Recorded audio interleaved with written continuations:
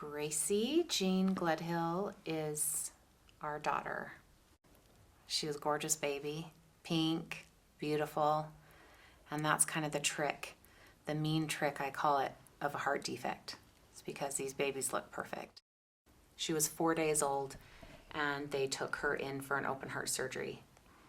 When she came out, it was shocking. It was shocking.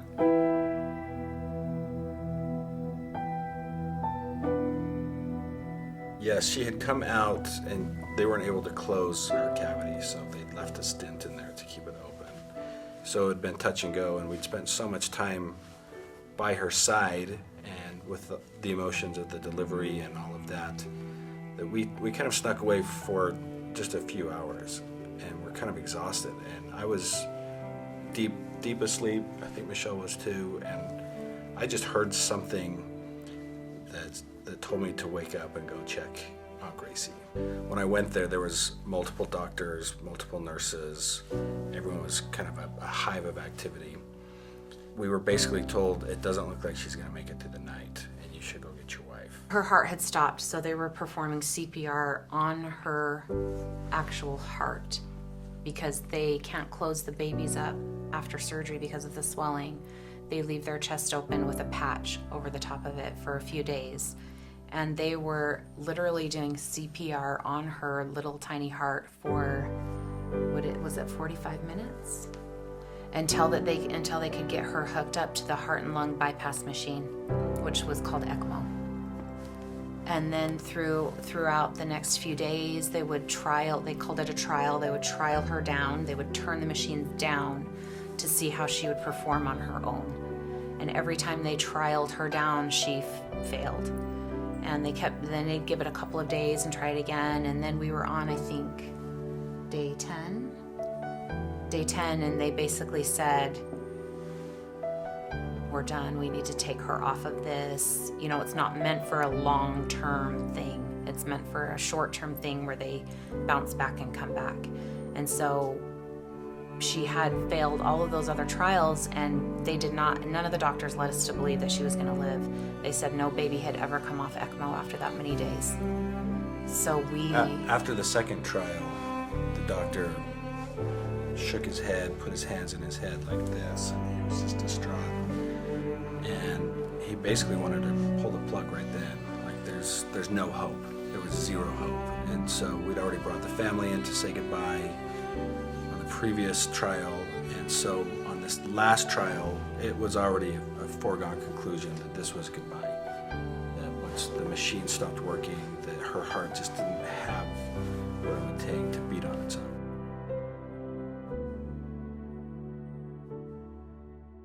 When we took her off the machines, you know, we said goodbye, the whole thing. We thought, this is it.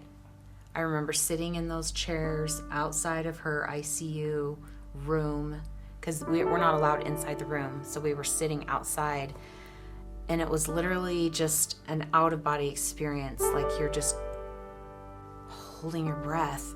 I can't really describe it, because then they take her off the machines, and you're just waiting for them to tell you that she has passed away.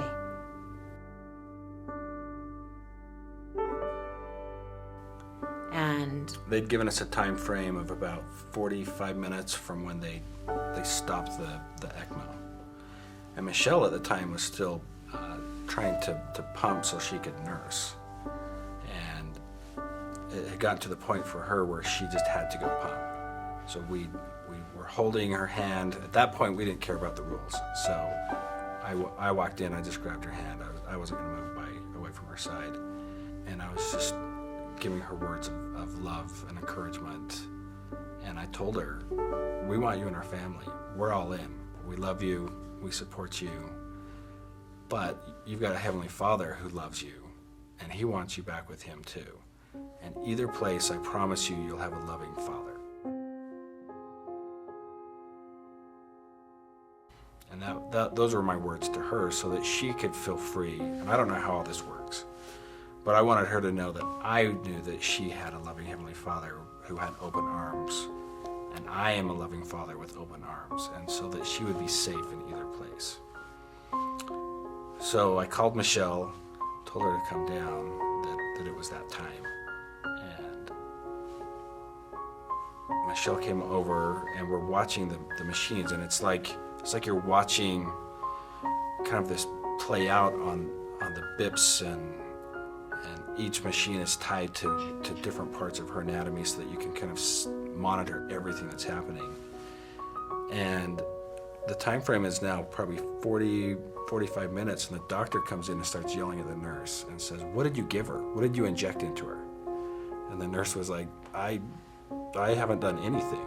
And he's like, "Well, this can't be right, because it feels like he had given, I don't know, an adrenaline shot or something, so that suddenly everything was working again." And as we're watching those stats, they just keep getting better and better and better. And as you're watching them climb, you can't help but kind of think, well, maybe this is a miracle. And people say miracle all the time. In my life, I'm 42 years old. I've been a part of one miracle in my life, and that moment right there was my miracle. That I saw and witnessed an actual miracle. I watched some type of intervention that came in and took over and allowed her to have something that was medically impossible.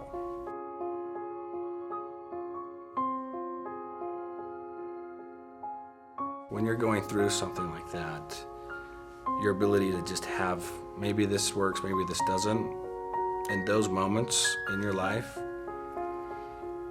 there's no more theory.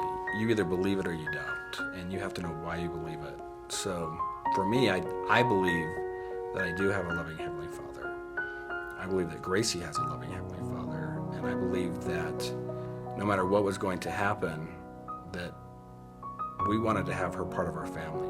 And there was things that we needed to learn, there was things that she maybe needed to experience, and that we needed to experience through her. So I believe that was a gift from Heavenly Father for us to have her come home with us and be a part of our family for the next year.